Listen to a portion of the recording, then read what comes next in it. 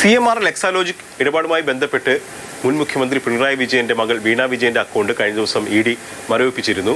ഇതിന് തുടർച്ചയായിട്ടാണ് വീണ വിജയന് HDFC ബാങ്കിലുള്ള locker തുറന്ന് പരിശോധിക്കാൻ ED തീരുമാനിച്ചിരിക്കുന്നത്. കേസുമായി ബന്ധപ്പെട്ടിട്ടുള്ള എന്തെങ്കിലും വിവരങ്ങൾ ഈ ലോക്കറിൽ നിന്ന് ലഭിക്കുമോ, രേഖകൾ ഉൾപ്പെടെ ലഭിക്കുമോ എന്നുള്ളതാണ് ED നോക്കുന്നത്.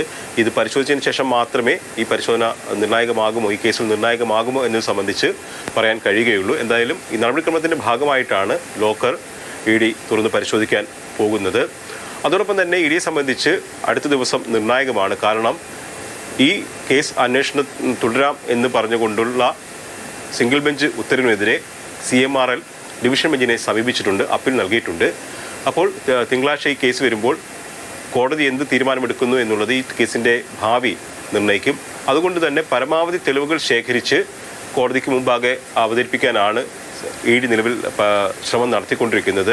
തെളിവുകൾ എത്രത്തോളം കോടതിക്ക് മുമ്പ് ഹാജരാക്കും കഴിയും എന്നുള്ളത് വളരെ പ്രധാനപ്പെട്ടതാണ്. അതോടൊപ്പം തന്നെ ഈ ലോക്കർ തുറന്ന് പരിശോധിക്കുമ്പോൾ അതിലെന്തൊക്കെ രേഖകൾ ഉണ്ടാകും അതും വളരെ പ്രധാനപ്പെട്ടതാണ്. അതുകൊണ്ട് തന്നെ ഈ ലോക്കർ പരിശോധന നിർണായകമാണ്. പക്ഷേ എന്ത് കിട്ടുന്നു എന്നുള്ളതാണ് അത് കേസിൽ നിർണായകമാകുമോ ഇല്ലയോ എന്നത് സംബന്ധിച്ചുള്ള തീരുമാനം. S Arun Shankar, Mathrubhumi news, Kochi.